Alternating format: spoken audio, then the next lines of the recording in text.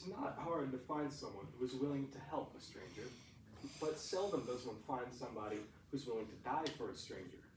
And this is no speculation.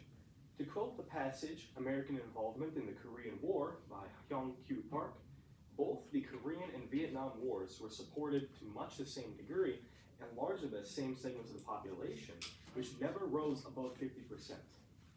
An argument can therefore be made that the U.S. should not fight in foreign conflicts, and I intend on making that very argument. I have read extensively on matters of past U.S. military interventions, as well as what resources the U.S. military has available to it. In this speech, I will attempt to persuade you that the U.S. should not use its military to defend allies overseas, and I will do this by highlighting the U.S. involvement in past foreign wars, the resources the U.S. has at its disposal, and the beneficial impacts of using other forms of intervention. The most well-known and one of the most controversial instances of the U.S. using its military to defend an overseas ally is the Vietnam conflict. The conflict initially began in 1960 with communist insurgents attempting to overthrow the government of South Vietnam.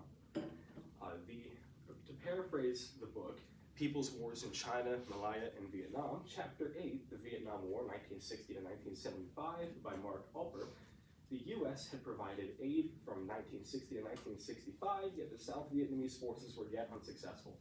This caused the U.S. to directly intervene, with most of its efforts being from 1965 to 1972. This only delayed the downfall of South Vietnam and brought about much greater loss of life than ever could have been necessary. This was mostly due to the United States' firm unwillingness to adapt to unconventional styles of conflict. As highlighted in a quote from the aforementioned chapter, a related institutional critique argues that the failure of the United States was in adjusting its military tactics in the face of an enemy force that did not use conventional military tactics. Another foreign war that the U.S. chose to involve itself in was the Korean War. Much like how the later Vietnam conflict began as a result of conflicting ideologies, the Korean War was a result of the U.S. policies towards the Soviet Union. To paraphrase the article, American Involvement in the Korean War by Hyung-Kyu Park, the U.S. chose to intervene in the conflict out of the belief that the Soviet Union was behind the invasion of South Korea, and the fact that South Korea was, at the time, unable to reclaim any of its lost territory. The general populace of the U.S. did not concur with involvement in the war, and the decision generated massive controversy. To repeat the quote from my introduction from the article, American Involvement in the Korean War, both the Korean and Vietnam Wars were supported much to the same degree, largely by the same segments of the population, which never rose above 50%. During past interventions, the U.S. had only done so if the conflict was believed to directly impact them. To quote the article, Explaining U.S. Intervention in Third War Internal Wars by Mi Young-yoon, results show that the hypotheses concerning strategic interests received empirical support, whereas hypotheses stressing the importance of economic interests received little support. In the cases of Vietnam and Korea, the potential threat of the expansion of the Soviet Union drove the U.S. to become involved. An example of U.S. intervention outside of proxy wars with the Soviet Union would be the Iran-Iraq War of 1980, in which alliance played no part. To paraphrase the article, Iran-Iraq foreign policies, impact of U.S. Gulf intervention by Shah M. Tarzi, Iranian victory would result in destabilization of the Middle East, the expansion of an Islamic extremist state, and would result in Iran controlling the prices of OPEC oil for the West.